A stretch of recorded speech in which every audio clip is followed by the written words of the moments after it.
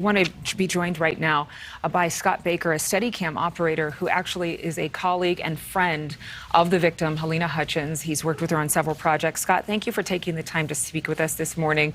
Even with a word that there are still charges that could be filed, I'm sure that doesn't bring much solace to people like yourself who knew Halyna well. No, thank you for having me. You know, I knew Halyna not just as a colleague, but as a friend.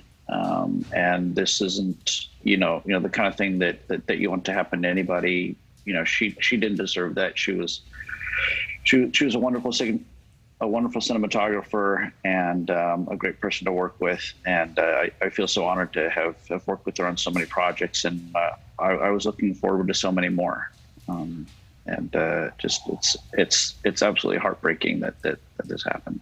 And please correct me if I'm wrong, but when you found out about this, because obviously news broke just shortly after the shooting took place, you were texting her immediately upon hearing that news, asking if she was all right. What were you communicating to her, not knowing that she was the victim? I just, you know, I got the alert on my phone. You know, you get the alert for different news stories, and I saw that there was a misfire, is what the story had said at the time, on an Alec Baldwin movie, and I knew that she was working on that because we had spoken. You know, we had coffee about a week before she left for the project, and discussing whether or not I was going to be working with her on it. And I just was like, "Hey, Halyna, you know, I saw there's an accident. I hope you're okay." And obviously, she didn't get back to me.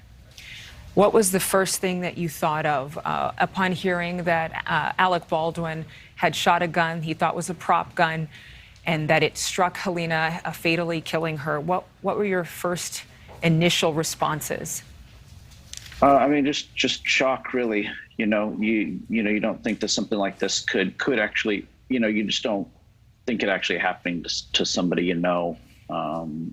And I just was in shock. You know, I mean, I knew that, you know, I knew that it was her, but there's that part of your mind that hopes somehow it's not true. And just, you know, like I said, absolutely devastated. I traveled to Baton Rouge with her on a project, into Florida, and you know, you work on a film set with somebody, and it's long hours, and you're like going on adventures with people, and those people become your family, and that's how it is, you know. Like she's like a sister, you know, and like, you know, anybody that you work with that's a super close friend when that kind of thing happens.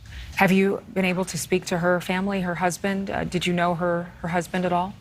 I did know her husband real well. I know a lot of her friends and colleagues, and there was a candlelight vigil the other night in Burbank, and a lot of industry people showed up, and it was, you know, people who knew her, you know, like me, who were friends who'd spent time on set with her, and you know, I got to speak with some of those people, and you know, we shared stories about the fun times that we had with her, and the experiences that you know, that we enjoyed. You'll never forget. One more question for you, and again, thank you so much for sharing your story, a personal story with us. What changes do you think need to be made? I mean, you've been in the industry for some time. This obviously somehow missed a series of checks and balances for something so tragic to happen. What would you like to see done to ensure that there are preventative measures so that there's not another Halyna Hutchins who is killed on set? Well, I mean, I think, you know, they're like they're saying, there's still details coming out about specifically what happened. So it's hard to say, like, this is the one thing that would change this, though, that would prevent it. I think I don't think there's a reason to ever have a real gun on set at all.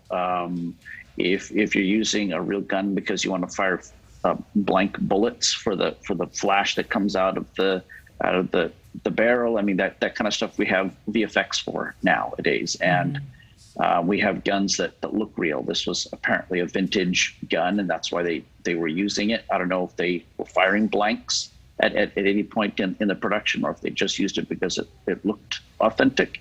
But you know, there's no reason for it. You know, you'd mentioned earlier in your show that IATSE is negotiating a new contract, and you know, part of that is long working hours, and you know, people feel tired and they feel stressed. And when people are tired and stressed, they don't make good decisions, and part of that is not making the right decisions about, oh well, we checked the gun 6 times already today. This is the 7th time. We don't need to check it. I'm sure it's fine. Those sort of things happen when people work 14, 16 hours a day for 6 days in a row and don't get much sleep, and are like under pressure to perform. A lot of people under pressure right now, a lot of people grieving. Scott Baker, a friend to Halyna Hutchins, and I know that you certainly have a lot of thinking to do about this, and we hope that you and your family find consolation in these coming days. Thank you so much, Scott. Yeah, thank you.